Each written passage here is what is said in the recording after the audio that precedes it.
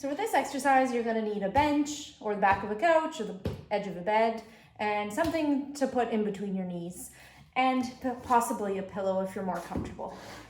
So what this exercise is gonna do, it's going to teach you a breath pattern to get you out of that, what's called a pelvic tilt. So some of us have this pelvic tilt dumped forwards, causing a little bit of extension through our lower back, and our rib cage is flared. So it's not a great position to get some activation through our core. So things like hip pain, knee pain, lower back pain, SI joint pain, these can all stem from a position of an anterior pelvic tilt that we just don't get out of. So improving that movement variability can, at the end of the day, improve our symptoms. And this can also help tap into that parasympathetic nervous system to let us sort of relax, digest, and calm ourselves down. So you're gonna go onto your back. Your knees are gonna be at 90 degrees and your hips are gonna be at about 90 degrees. It doesn't have to be absolutely perfect. My shorts are a little bit short.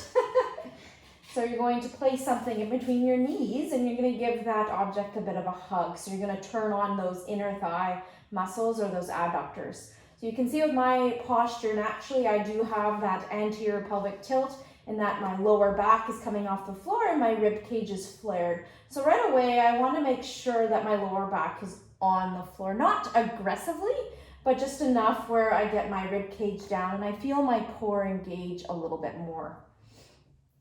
So what you're gonna do is you're going to take a really big breath in. Sometimes I get people to place their hands on their breastbone or their sternum and just imagine that sternum rising up towards the ceiling as high as it can go.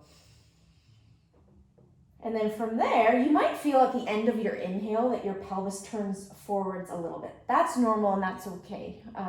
That's just the subconscious coordination of our breath pattern, because our breath is basically our rib cage moving as well as our neck and as well as our pelvis. So don't worry too much if you feel that pelvis turn forwards at the end of that inhale. It's the exhale where I'm going to give you a bit of cues. So at the top of your inhale, obviously you're going to start to exhale through your mouth like you're blowing out candles. And as you're exhaling, I want you to dig those heels into the bench or wherever your feet are. You're gonna turn on those hamstrings, which is gonna help tilt that pelvis back. And at the end, blow out all of your air. You're going to try and get that tailbone slightly off the floor. So there's a lot going on here, but we'll go over that one more time. So inhale. Exhale all your air out. And slowly, gently lift that tailbone off the floor. This is not supposed to be a bridge where you're lifting your entire lower back off the floor, but just the tailbone and the sort of the sacrum area. And I would do that put a timer on for 2 minutes and just breathe as many times as you like for about 2 minutes.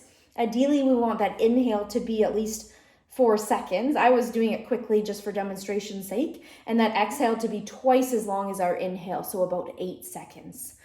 Some people need to take a break in between those long, deep breaths, and that's fine. So try and perform between 5 to 10 repetitions of those long breaths.